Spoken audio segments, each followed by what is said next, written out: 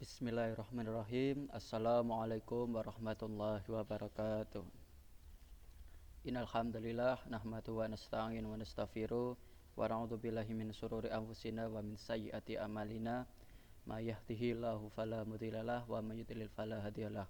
Asyhadu an la ilaha illallah wahdahu la syarikalah wa asyhadu anna Muhammadan abduhu wa rasuluh. Allahumma shalli ala Muhammad wa ala ali sayyidina Muhammad. Pertama-tama marilah kita senantiasa memanjatkan rasa syukur kita kepada Allah Subhanahu wa taala yang telah memberikan banyak kenikmatan kepada kita semua sehingga kita masih diberikan kesempatan menjalankan berbagai aktivitas tanpa ada halangan suatu apapun. Alhamdulillahirabbil alamin. Salawat dan salam kita aturkan kepada junjungan kita Nabi Agung Muhammad sallallahu alaihi wasallam yang telah memberikan pedoman atau tuntunan hidup sebagai orang Islam yang telah mencontohkan bagaimana menjadi orang Islam yang baik. Semoga kita kelak mendapatkan syafaatnya di yaumul akhir nanti. Amin ya rabbal alamin. Pada kesempatan kali ini Bapak akan menyampaikan materi tentang akhlak dengan bab yang berjudul Hakikat Manusia pada subjudul Kepribadian Manusia, di mana pada materi akhlak hakikat manusia ini terdiri dari 3 bagian atau 3 subjudul. Yang pertama adalah derajat rohani manusia, yang kedua 2 jenis sifat manusia, dan yang ketiga adalah kepribadian manusia. Nah, pada hari ini akan saya sampaikan tentang poin yang ketiga, yaitu kepribadian manusia, karena 2 poin sebelumnya sudah saya sampaikan melalui grup kelas. Nah, dalam kepribadian manusia, agar bisa menjadi pribadi yang baik, yang unggul, paling tidak itu ada 2 hal. Yang pertama itu menjaga lisan, yang kedua adalah menjaga sikap dan perilaku.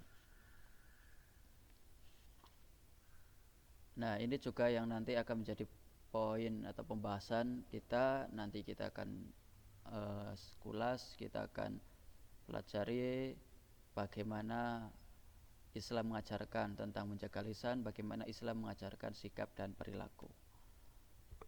Kemudian tujuan dari pembelajaran ini yang pertama adalah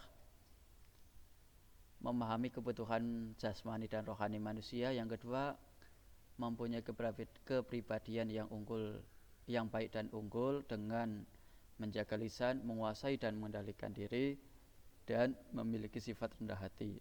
Yang ketiga memahami firman Allah tentang menjaga lisan dan rendah hati. Jadi nanti harapannya kalian semua siswa-siswa yang sudah mempelajari ini bisa menjadi pribadi-pribadi yang unggul. Nah, poin yang pertama adalah kebutuhan manusia. Kebutuhan manusia ini kita bisa bagi menjadi 2. Yang pertama adalah kebutuhan jasmani, dan yang kedua adalah kebutuhan rohani. Secara singkat, kebutuhan jasmani adalah kebutuhan-kebutuhan yang diperlukan oleh tubuh manusia, dan apabila kebutuhan-kebutuhan ini tidak terpenuhi akan menimbulkan berbagai gangguan dalam tubuh manusia, misalkan kekurangan gizi, sakit, ataupun yang lainnya. Kemudian yang kedua adalah kebutuhan rohani.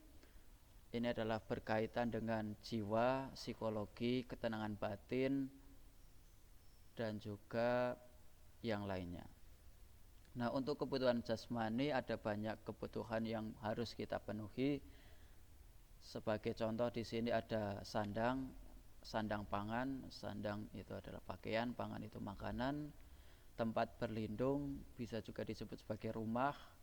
Kemudian tidur atau istirahat, olahraga, kebutuhan kesehatan, dan seterusnya. Nah, agar kebutuhan jasmani ini bisa terpenuhi, maka manusia harus mengupayakan agar kebutuhan-kebutuhan ini bisa terpenuhi dengan bekerja keras, bekerja giat, bekerja sungguh-sungguh, bisa mengontrol dan juga memperhatikan setiap kondisi tubuhnya, sehingga dia tahu kapan makan, kapan istirahat, kapan bekerja, kapan beribadah. Apabila punya manajemen itu, maka kebutuhan manusia bisa terpenuhi dan jasmani atau badan atau juga fisik manusia bisa bekerja sebagaimana mestinya. Dan yang kedua adalah kebutuhan rohani yang tadi saya sampaikan, misalkan tentang kebutuhan jiwa, ketenangan, kemudian kondisi psikologi, pikiran, dan lainnya. Ada beberapa kebutuhan rohani yang harus kita penuhi, ya, khususnya kita sebagai orang Islam harus beribadah, ya, baik beribadah madhoh maupun khairu madhoh, baik yang beribadah kepada Allah maupun kepada manusia yang lainnya, atau berhubungan dengan manusia, ibadah yang berhubungan dengan Allah maupun ibadah yang berhubungan dengan manusia lainnya. Kemudian juga manusia harus bisa memenuhi kebutuhan rohani agar memiliki jiwa yang tenang atau kenangan jiwa. Ketenangan jiwa bisa kita peroleh dengan cara menjauhi maksiat, menjauhi dusta, menjauhi dosa-dosa, dan juga dengan memenuhi kewajiban dan juga tanggung jawab. Ketika kita terhindar dari dosa, ketika kita bisa memenuhi kewajiban kita, maka ketenangan jiwa dapat kita peroleh. Kemudian kebebasan dari rasa takut dan khawatir. Kalau di dalam Islam ada di surat Al-Baqarah ayat 112, dengan cara beriman kepada Allah dan juga berbuat baik kepada sesama manusia. Kemudian kita memiliki kebebasan berpikir, ya, kita bisa berpikir secara bebas apa saja.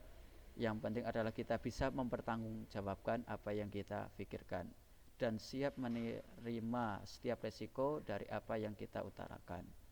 Kemudian kita menjaga kesehatan akal dengan cara belajar, dengan cara muhasabah, dengan cara merenung dan juga mengintrospeksi diri, dan juga kehormatan, ya, kehormatan badan, kehormatan jiwa, kehormatan sebagai manusia, kehormatan martabat manusia dengan cara berperilaku sebagaimana layaknya manusia. Nah, itu adalah beberapa contoh kebutuhan jasmani dan rohani yang harus kita penuhi, yang harus kita kita harus penuhi agar kita sebagai manusia bisa menjalankan peran dan tugas serta tanggung jawab sebagai manusia. Dan juga untuk kebutuhan jasmani manusia, ya, kita sebagai umat Islam tentu sudah banyak anjuran, panduan atau pedoman. Misalkan tentang makan, kita diperintahkan untuk makan makanan yang halal dan baik. Kemudian tempat pelindung yang aman dan juga yang bersih. Kemudian untuk tidur, ya, tidur yang cukup. Jangan sampai kita zalim terhadap tubuh kita sehingga kita kekurangan tidur, tetapi jangan juga tidur yang berlebihan. Kemudian menjaga senantiasa olahraga, baik olahraga ringan maupun berat, dan juga menjaga kesehatan, ya, dengan cara mengatur pola hidup dan juga pola makan. Nah, masuk kepada poin kepribadian manusia. Di sini secara umum adalah baik buruknya kepribadian seseorang manusia secara umum dapat dilihat dari yang pertama adalah ucapan, yang kedua sikap, dan yang ketiga tingkah laku.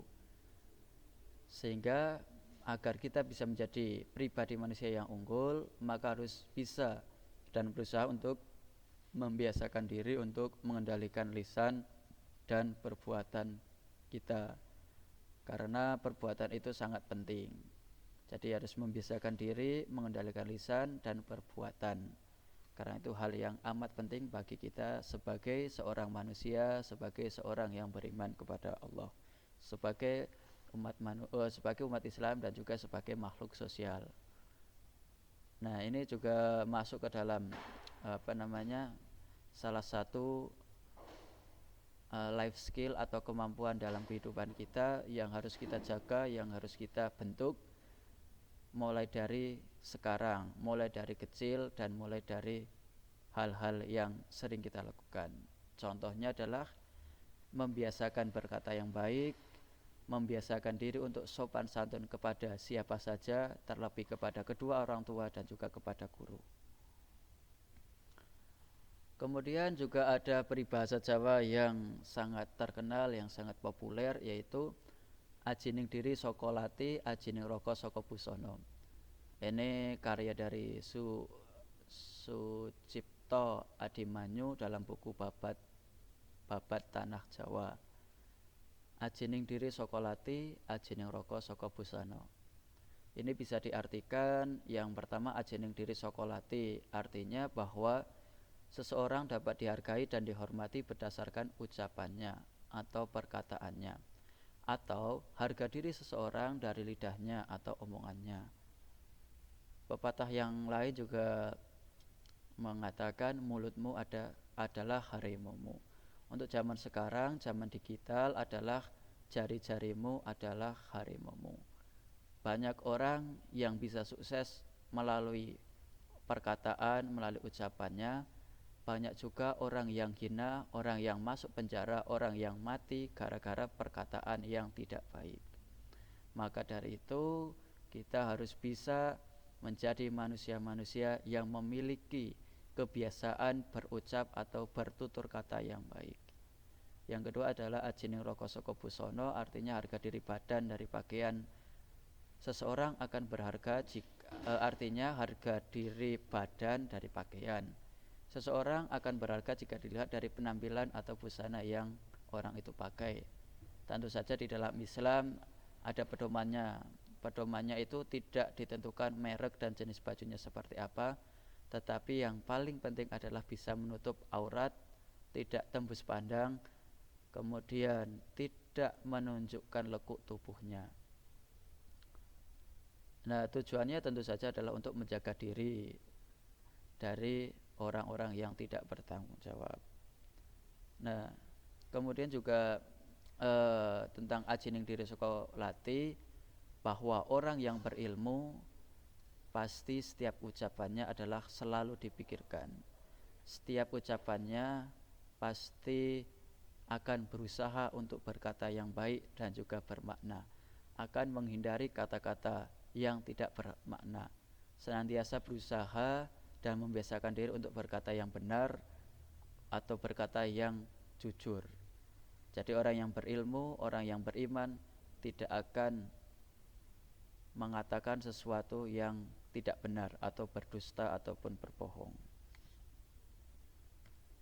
Nah, ini ya poinnya dari bagaimana menjadi pribadi manusia yang baik. Yang pertama adalah menjaga lisan, yang kedua adalah menjaga sikap dan perilaku. Yang pertama menjaga lisan ya. Lisan atau perkataan seseorang ini bisa menjadi tolak ukur akhlak seseorang, atau di sini saya tuliskan adalah cerminan akhlak seseorang. Yang memiliki penjelasan secara singkatnya begini. Karakter atau akhlak seseorang dapat dilihat dari caranya bertutur atau berucap sehari-hari. Sebab setiap kata yang keluar dari mulut kita mempunyai pengaruh yang besar baik terhadap diri kita sendiri maupun orang lain di sekitar kita. Ya, jadi ada juga sering kita dengar bahwa setiap kata adalah doa. Maka dari itu ucapkanlah setiap hari kata-kata yang bisa membuatmu semakin bersemangat, semakin meningkatkan kualitas diri, semakin mendekatkan diri kepada Allah, menghindari kata-kata yang dusta, menghindari kata-kata yang tidak bermakna. Dan yang kedua adalah kejahatan bermula dari ucapan ya. Segala bentuk kejahatan dapat terjadi dimulai dari perkataan yang tidak menyenangkan hati. Karena itu seorang manusia berkepribadian baik adalah dia yang mampu menjaga lisannya dari ucapan kotor, dusta, dan tak berguna. Dari kejahatan yang berawal dari ucapan, contohnya adalah membuli teman, baik membuli secara fisik. Membuli secara fisik maksudnya adalah mengucapkan kata-kata yang merendahkan orang lain melalui ucapan kita. Itu yang pertama, contohnya adalah membuli. Yang kedua adalah mengucapkan ujaran kebencian. Kebencian ini baik terhadap golongan, terhadap ras maupun terhadap umat agama. Dan untuk di Indonesia tentu saja ada namanya undang-undang ya. Undang-undang yang mengatur tentang ujaran kebencian. Banyak orang yang masuk penjara gara-gara ucapannya. Banyak orang yang terbunuh gara-gara dia menyinggung perasaan orang lain melalui ucapannya, sehingga orang lain tersebut tidak terima dan berujung pada penganiayaan serta pembunuhan. Sehingga kita sebagai orang Islam, seorang manusia, makhluk sosial harus bisa bertutur kata yang baik, yang ramah, dan yang penuh dengan cinta kasih kepada siapa saja, terhadap guru, terhadap orang tua, terhadap teman, dan lain sebagainya. Nah, dalam Islam ada beberapa ayat Al-Quran yang menerangkan tentang menjaga lisan. Ya, perintah Allah dalam menjaga lisan. Yang pertama ada di surat 33 atau surat Al-Ahzab ayat 70 yang berbunyi, A'udzubillahi minasyaitonirrajim. Bismillahirrahmanirrahim. Ya ayyuhalladzina amanu taqullaha wa qulu qawlan sadida. Artinya, wahai orang yang beriman, bertakwalah kamu kepada Allah dan ucapkanlah perkataan yang benar. Yang kedua di surat keempat atau surat An-Nisa ayat 148. Yang berbunyi, A'udzubillahi minasyaitonirrajim. Bismillahirrahmanirrahim. La yuhibbul jahra bis-su'i minal qawli illa man zulim. Wa kana Allahu sami'an alima. Artinya, Allah tidak menyukai perkataan buruk yang diucapkan secara terus terang kecuali orang-orang yang dizalimi, dan Allah Maha mendengar dan Allah Maha mengetahui. Nah, ini salah satu dua dari sifat Allah. Yang pertama adalah yang Maha mendengar atau As-Sami, yang kedua Maha mengetahui atau Al-Alim. Allah mengetahui, Allah mendengar apa yang senantiasa kita ucapkan, apa yang senantiasa kita doakan. Maka biasakanlah diri kita untuk berdoa dan juga berucap yang baik, baik untuk diri sendiri maupun yang ditujukan untuk orang lain. Dan yang ketiga, ini di dalam hadis yang diriwayatkan oleh Ahmad, yang artinya, jika kamu berpuasa, hendaklah turut berpuasa pula pendengaranmu, penglihatanmu, dan juga lidahmu dari dusta dan dosa. Maksudnya adalah, ketika kita berpuasa, kita tidak hanya menahan makan dan minum saja, tetapi juga kita menahan pendengaran kita terhadap dosa. Artinya tidak mendengarkan sesuatu yang dapat mengundang dosa. Menjaga penglihatan kita dari melihat hal-hal yang dilarang oleh Allah, dan juga menjaga lidah kita agar tidak berdusta. Itu 3 perintah Allah, yang 2 di dalam Al-Quran dan yang 1 ada di dalam hadis tentang menjaga lisan. Dan yang kedua, materi dari bagaimana membentuk pribadi yang unggul. Yang kedua adalah menjaga sikap dan perilaku. Nah, sikap kita tergantung dari kemampuan diri kita untuk menguasai dan mengendalikan diri sendiri, utamanya dari berbagai pengaruh yang datang dari luar. Nah, ini artinya bahwa ya, dalam hidup ini kita banyak mendapatkan pengaruh dari orang lain, baik dari orang tua, dari teman, dari guru, maupun yang lainnya. Maka kita harus bisa dan melatih kemampuan kita untuk mengendalikan dan menguasai diri kita. Yang artinya, misalkan kita harus mempunyai pendirian yang kokoh dan benar. Jadi kita harus mempunyai pendirian yang kokoh dan juga benar, agar tidak mudah dipengaruhi oleh orang lain. Kita juga harus mengendalikan diri sendiri, khususnya dalam mengendalikan emosi atau perasaan. Sehingga ketika ada sesuatu yang berasal dari luar, yang mungkin membuat hati kita sakit, membuat kita marah, kita bisa mengontrol diri kita bisa mengendalikan diri kita agar tidak menimbulkan sesuatu yang dapat merugikan diri sendiri maupun orang lain.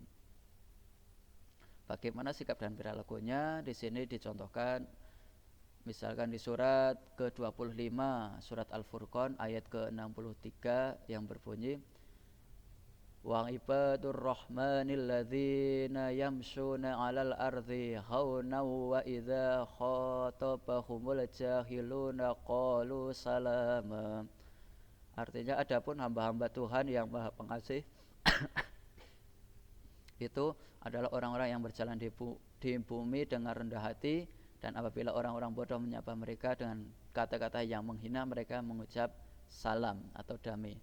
Yang kedua di surat 31 ayat 18. Surat 31 ini surat Luqman yang berbunyi, wala tusangir haddaka linnasi wala tamshi fil ardi maraha innallaha la yuhibbu kulla mukhtalin fakhur. Artinya, dan janganlah kamu memalingkan wajah dari manusia karena sombong, dan janganlah berjalan di bumi dengan angkuh. Sesungguhnya Allah tidak menyukai orang-orang yang sombong dan membanggakan diri.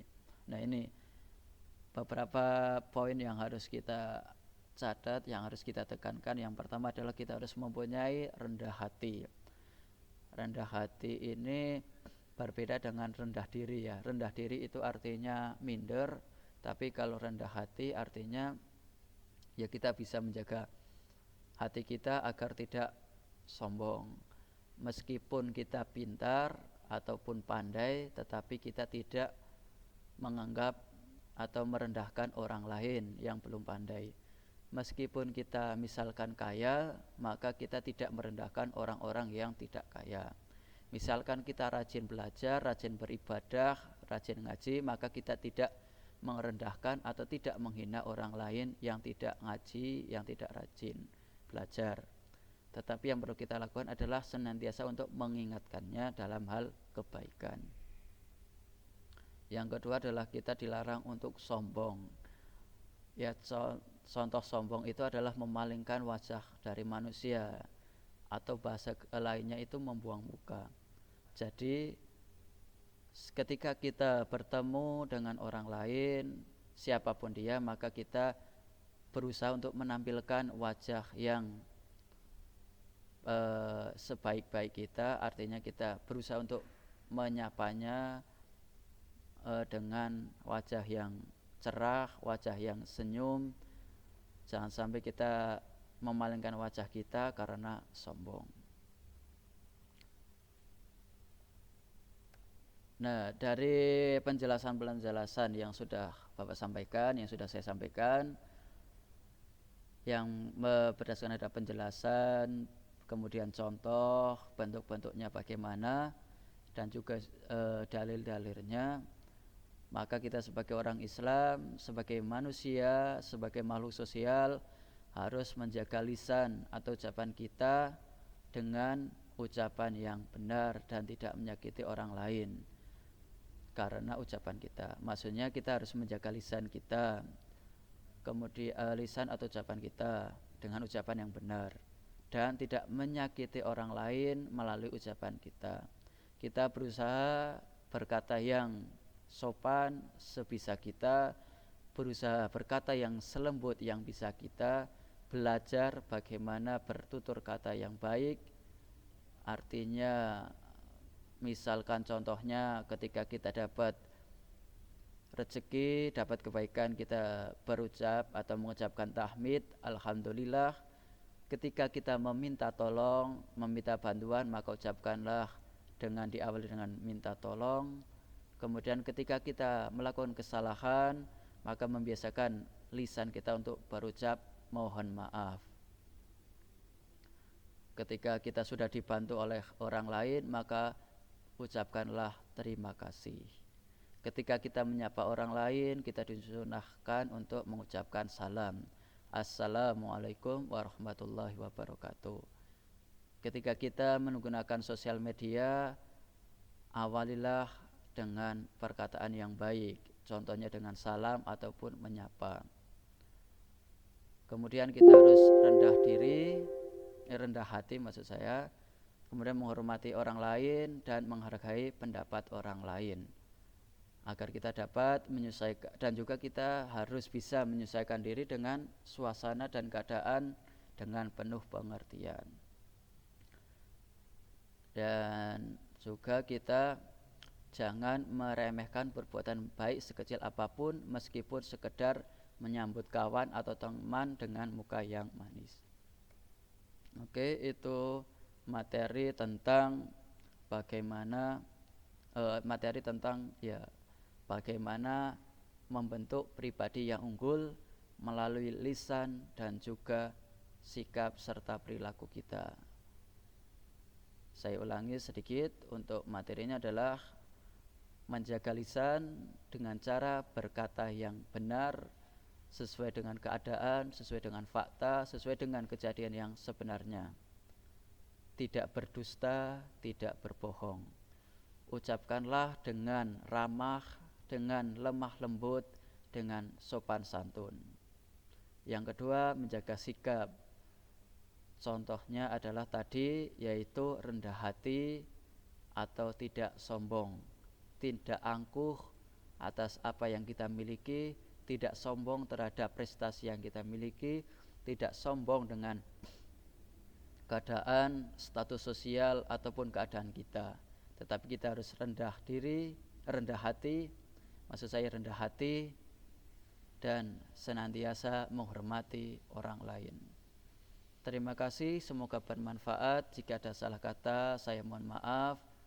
Semoga ini bisa menjadikan kita menjadi pribadi-pribadi yang unggul, senantiasa dekat dengan Allah, senantiasa berperilaku yang baik di masyarakat, sehingga keberadaan kita bisa menjadi sumber kehidupan oleh orang lain. Artinya keberadaan kita memberikan manfaat bagi orang lain, baik itu dalam lingkungan sekolah, lingkungan keluarga, lingkungan masyarakat, ataupun bangsa dan negara serta agama.